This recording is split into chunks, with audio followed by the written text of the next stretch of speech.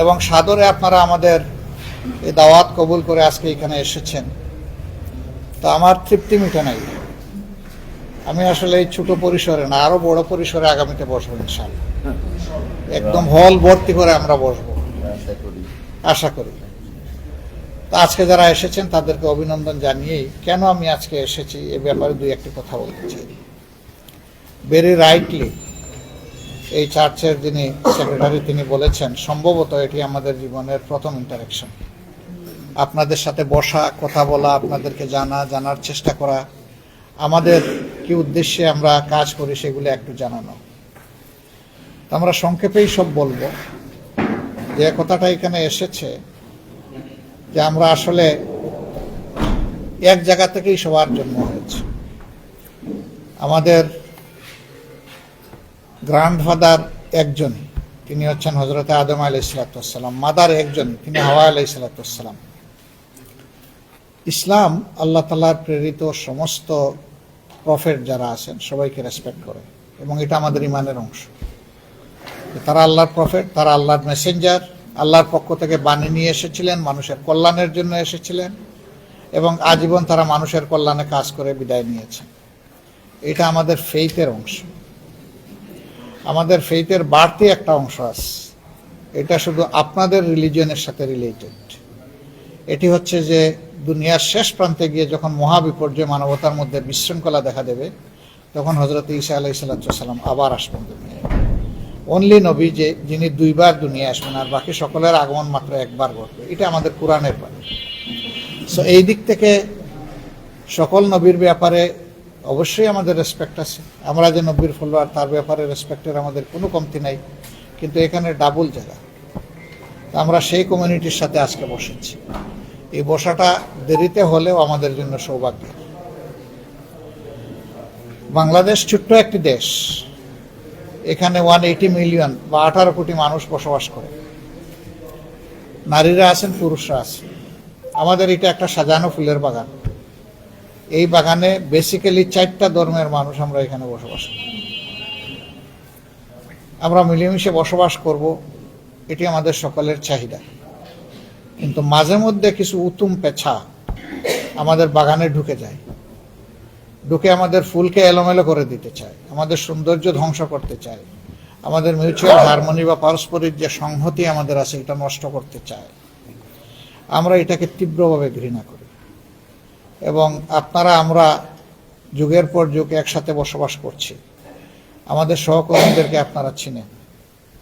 আশা করি এ ব্যাপারে আপনারা একমত হবেন আমার সাথে যে আমাদের সহকর্মীরা মানুষের সামনে দৃশ্যমান যে সমস্ত সামাজিক উপক্রম আছে এগুলোর সাথে আমাদের সহকর্মীদের কোনো সম্পর্ক নেই।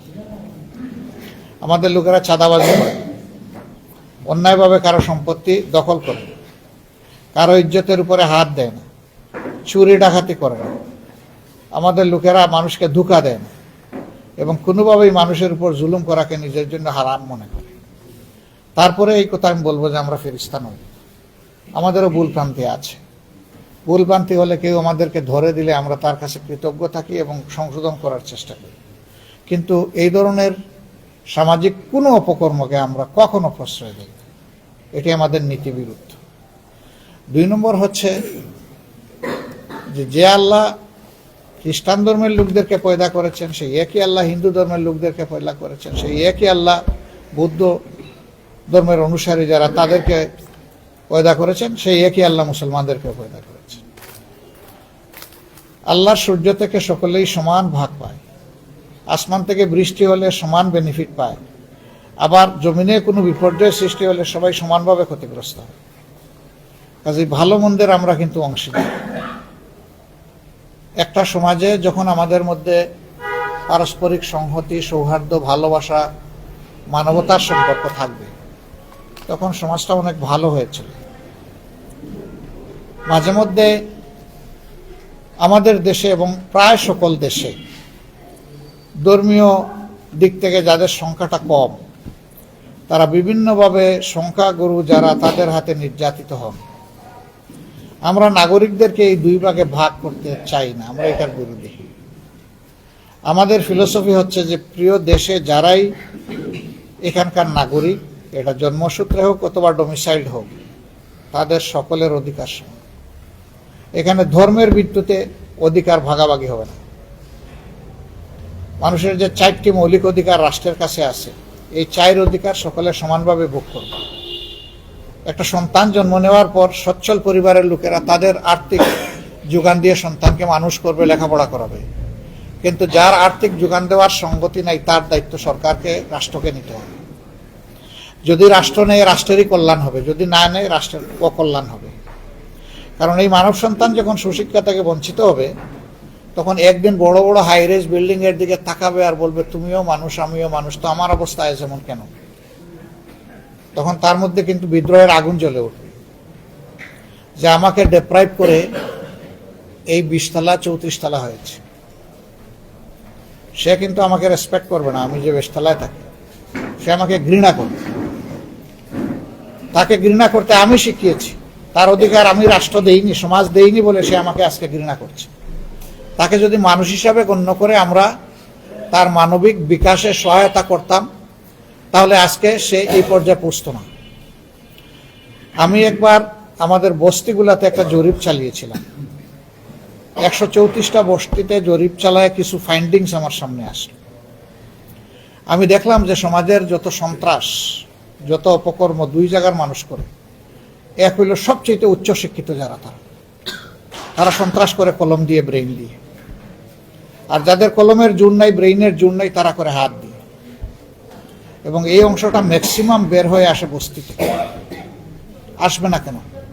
সেও মানুষ। একটা বস্তির মধ্যে হয়তো 50টা খুপি আছে, সেখানে শত শত মানুষ বসবাস করে। মানুষ হয়ে ইতর জীবনযাপন করে, যেটাকে আমরা বলি মানবেতর জীবন। সেখানে সভ্যভাবে বাস করার কোনো উপায় নেই। এই ছেলেটা শিক্ষার আলো থেকে বঞ্চিত, তার স্বাস্থ্য সেবা থেকে বঞ্চিত, তার মানবিক বিকাশ থেকে বঞ্চিত। ওই যে আগে বললাম, তখন সে ফেরসাস হয়। আর সমাজের যে সমস্ত দুষ্ট লোক তাদেরকে ব্যবহার করে, ওদের দিয়ে প্রথমে মাদক, অস্ত্র এগুলার সংরক্ষণের ব্যবস্থা করে, ওদের এখানে নিরাপদ জায়গা। এরপরে এদেরকে দিয়ে এক জায়গা থেকে আরেক জায়গায় চালান দেয়। চালান দিতে দিতে খাওয়া শিখায়। এরপরে এক সময় সেই ক্ষুদ্র ব্যবসায়ী হয়ে যায় যে চালান দিত আগে। এরপরে এক সময় ওকে দিয়ে ডাকাতি করানো, ছিনতাই করানোর প্রয়োজন হয়। ওকে মাথা ভাঙ্গা মোটরসাইকেল দেয়, যেটার কোনো licence registration up to date নাই। ধরা খাইলে সেই আবার গিয়ে ওরে ছুটাই আনে। তখন আবার ওর কবজার ভিতরে থাকে, গডফাদারের কবজার ভিতরে থাকে। একটা বিশেষ সার্কেলের মতো একে ঢুকায় ফেলে, একে বের হওয়ার আর কোন রাস্তা দেয় না। ওয়ান ওয়ে টানেল, একদিকেই দৌড়াবা, পিছনের দিকে আর ফিরে যাওয়ার কোনো রাস্তা নাই। তো দৌড়িতে দৌড়িতে সেও গিয়ে পড়ে খাদে, আর যে তার পিছনে গডফাদার ওরেও টানে খাদে। এইভাবে আমাদের সমাজ ধ্বংস হয়। আমরা এখন দেখি যে 2 শ্রেণীর মানুষ এই সমস্ত মদ মাদকতায় লিপ্ত। একদম হাইয়ার ক্লাস আর একদম নিচের জায়গা। এর জন্য আমরা সমাজ দায়ী, রাষ্ট্র দায়ী, রাজনীতিবিদরা দায়ী, আমাদের দেশের কলুষিত রাজনীতি দায়ী। রাজনীতি যারা করবে তাদের রাজকীয় মন থাকবে, তাদের মনে সমস্ত মানুষকে ধারণ করতে হবে, তাদের মধ্যে হিংসা, প্রতিহিংসা এবং লোভ থাকবে না। কিন্তু আমরা তো এর ঊর্ধ্বে উঠতে পারলাম না। আমাদের আগের 23 বছর, পরের 53 বছর একই তো অবস্থা। আমাদের 66 বছর তো আমরা একভাবেই কাটাই দিয়েছি। 76 বছর, এই 76 বছর আমরা একইভাবে আমরা কাটাই দিয়েছি। এর জন্য আমরা দায়ী। তো বলবেন যে আপনার মতো তো অনেক সুন্দর সুন্দর কথা আগেও অনেকে বলেছে, তো সমাজকে দেওয়া কথা তো রাখে না। এখন মিডিয়ার যুগ, প্রত্যেকটি মিডিয়া আমাদেরকে ধারণ করে এবং তাদের আর্কাইভে আমাদের কথাগুলো রেখে দেয়। যখনই আমাদের কোনো বিচ্যুতি ঘটবে, মিডিয়া তখন আস্তে করে ছেড়ে দিয়ে বলে, আপনি না বলেছিলেন। তখন একটা চাবুক মারে আমাদের উপর। যাদের লাজ লজ্জা আছে, এই চাবুক খেয়ে তারা সোজা হয়ে যায়, সংশোধন হয়। আর যাদের লজ্জা নাই, তারা আরো বেপরোয়া হয়। এখন লজ্জা যাদের আছে, তারা সংশোধন হবে, সমাজের ভালো কাজে আসবে, নিজেরও ভালো হবে, দেশেরও ভালো হবে। কিন্তু সংশোধন যে হবে না, তার দ্বারা দেশের এবং সমাজের আরো ধ্বংস সাধন হবে। সে আরো বেপরোয়া হয়ে উঠবে, যে জেলেই যখন যেতে হবে, শাস্তি যখন পোয়াতে হবে, তাইলে একসাথে যা পারি তাই করি। এরকম বেপরোয়া ভাবই কিন্তু আমরা সমাজে দেখতে পাচ্ছি। আমি দায়িত্ব নিয়ে বলতে পারি এবং বিশ্বাস করি, রাজনীতিবিদরা ঠিক হয়ে গেলে দেশের ৯৯% মানুষ ঠিক হয়ে যায়। কিন্তু রাষ্ট্রের শাসকরা যদি ঠিক না হয় তাহলে কাউকেই ঠিক করা সম্ভব। অনেকে বলেন যে এটা করিও না, ওইটা করিও না, ওইটা করিও না। তার কর্মীরা বলে আপনি কি করেছেন আমি জানি না। এখন যে নেতা নিজে অপরাধে লিপ্ত, সে যখন তার কর্মীকে ভালো কথা বলে, কর্মী তখন পেঁচার মতো হাসে। আপনি না বলেছিলেন, আপনি না এটা করেছিলেন, তখন তো কিছু করার থাকে না। আমি বিশ্বাস করি যারা নির্দিষ্ট ধর্মে বিশ্বাস করে তারা কখনো বেপরোয়া হতে পারে না। তারা সবাই বিশ্বাস করে জীবন আমার শেষ নয়, আরেকটা জীবন আমার জন্য অপেক্ষমান। সেই জীবনে গিয়ে আমাকে ফাইনাল ডে অফ জাজমেন্টে আমাকে দাঁড়াতে হবে, আমার অ্যাকাউন্টেবিলিটি হিসাব ওখানে মিলিয়ে দিতে হবে। যিনি মিলিয়ে দিতে পারবেন তিনি সাকসিডেড হবেন, যিনি মিলিয়ে দিতে পারবেন না তিনি কট হয়ে যাবেন। এবং কট যিনি হবেন সব ধর্মই বলে যে তার জায়গা কোথায় হবে, একদম ঠিকানা বলে দেয়। আপনারা যারা ধর্মকর্ম করেন আমি বিশ্বাস করি আপনারা নিজের কল্যাণ কামনা করেন, মানব জাতির কল্যাণ কামনা করেন, যে দেশে জন্ম নিয়েছেন সেই দেশের কল্যাণ কামনা করেন। দেশ আমাদের সকলের, এই দেশের প্রতি ইঞ্চি জায়গার উপরে আমাদের সকলের হক আছে। এই জন্য ঢাকার মানুষকে পঞ্চগড়ে জমি কিনতে পারে, তার হক আছে বলেই পারে, নাইলে সে পারছে না। এখন শুধু সম্পদের মালিক হওয়াই আমার দায়িত্ব নয়, বরঞ্চ এই সম্পদকে রক্ষা করা আমার দায়িত্ব। মালিকানা যার যার সামর্থ্য অনুযায়ী, কিন্তু রক্ষা করার দায়িত্ব সকলের সমান। কারণ দেশ বাঁচলে আপনি বাঁচবেন, আমিও বাঁচব। দেশ যদি কোনো হুমকির মুখে পড়ে আপনিও পড়বেন, আমিও পড়ব। যখন কোনো সন্ত্রাসী কোনো জায়গায় হামলা চালায় কমন কোনো মবের উপর, তখন সে দেখে না কে কোন ধর্মের, সে তখন চালায় দেয়। আল্লাহর পক্ষ থেকে মানুষের জন্য যখন শাস্তি আসে তখন বেছে বেছে শুধু ভালো তাদেরকে আল্লাহ এসকেপ করেন না। কেন করেন না? ওদের সামনে অপকর্ম হয়েছে, ওরা কিন্তু প্রতিবাদ করেনি, এই জন্য সকলেই শাস্তির উপযুক্ত হয়ে যায়। অন্যায়কারী এবং অন্যায়ের প্রতিবাদ নাকারী দুই যে করে না, ইকুয়াল স্ট্যাটাস, সমান, কোনো বেশ কম নাই। তো আমরা তো বিশ্বাস করি যে এই দেশকে আমরা সবাই ওন করি, ভালোবাসি। আপনাদের চেয়ে আমি বেশি ভালোবাসি এই দাবি আমি করি না কখনো। আমি মানুষের চাইতে ভালো মানুষ এটাও আমি কখনো চিন্তা করি না। ওরা আমার পার্সোনাল বিলিফ হচ্ছে যে আমার চাইতে প্রত্যেকটা মানুষ ভালো। আমি যদি কিছু ভালো হওয়ার চেষ্টা করে থাকি তাইলে অন্য মানুষটা আমার চেয়ে ভালো। বলবেন যে আপনি কি চোরকেও ভালো মনে করেন? চোরের একটা দোষ হচ্ছে সে চুরি করে, তার যদি আরো কোনো হিডেন গুণ থাকে যেটা আমি জানি না, ওই গুণের কারণে তো মানবতার জন্য কল্যাণকারী হয়ে যেতে পারে। আমি তো তার সবকিছু জানি না, তার ভিতরের খবর আমি রাখি না। ভিতরের খবর একমাত্র সত্তা, যিনি আল্লাহ, প্রভু, গড, ঈশ্বর, আমরা যাই বলি, একজনই রাখে, এর বাইরে তো কেউ রাখে না। তা আমরা এই দেশটাকে মিলেমিশে ভালোবাসতে চাই, সুন্দর করতে চাই। জামাতে ইসলামী সম্পর্কে কিছু অপপ্রচার আছে। এটা হলো যে আমাদের দ্বারা মাইনরিটি সম্প্রদায়ের মানুষেরা, সংখ্যালঘু সম্প্রদায়ের মানুষেরা, ধর্মীয় সংখ্যালঘু সম্প্রদায়ের মানুষেরা ক্ষতিগ্রস্ত হন, আক্রান্ত হন। আমার এই ক্ষুদ্র বয়সে আমি যতটুকু দেখেছি, আমি আগেই বলেছি আমরা ফেরেশতা নই, ভুল ত্রুটি কেউ করতেই পারে, কিন্তু আমাদের সংগঠন সামগ্রিকভাবে এই অপকর্মে জড়িত নয়। বিশেষ করে আমাদের দায়িত্বশীল নেতৃবৃন্দ কেউ জড়িত নয়। অন্য জায়গায় কিন্তু নেতাদের পেটেই ঢুকে এগুলা। আমাদের এখানে আল্লাহর মেহেরবানি ব্যতিক্রম, আমরা কাউকে এলাও করি না। ওই সমস্ত বেতমিজি করে জামাতে ইসলামীতে কারো জায়গা নেই। আমরা আস্তে করে সুইপ করে দেই, এটি আপনার ঠিকানা নয়, আপনি ভিন্ন ঠিকানা খুঁজেন, অথবা আপনি সংশোধিত হয়ে এখানে আসেন। এটা আপনি করতে পারবেন না। এই জন্য 14 সালে আমি ওপেন স্টেটমেন্ট দিয়েছিলাম এবং জাতিসংঘ মানবাধিকার কমিশনের কাছে চিঠি লিখেছিলাম যে এই দেশে 46 সালের পর থেকে বাদ দিলাম, 72 সাল থেকে শুরু করে 14 সাল পর্যন্ত যতগুলা ভায়োলেন্স হয়েছে, আইদার রিলিজিয়াস অর কমিউনাল, জাতিসংঘ তার উদ্যোগে একটা ইনকোয়ারি করুক, ইনভেস্টিগেশন করুক। আমরা বলেছিলাম যে আমরা সর্বাত্মক সহযোগিতা দেব। এখানে যদি এই ইনকোয়ারিতে উঠে আসে যে আমাদের কোনো লোক জড়িত অথবা দোষী, আমরা বিচারের হাতে আমরা তাকে তুলে দেব। জাতিসংঘ এটা করে নাই, কেন করে নাই? হয়তো আমাদের ছোট চিঠি তাদের পছন্দ হয় না, এই জন্য করে নাই।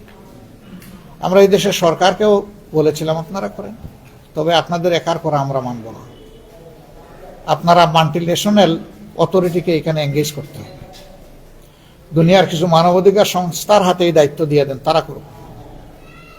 এমনেস্টি আছে, হিউম্যান রাইটস ওয়াচ আছে, human right commission of Asia আছে, তারা করুক।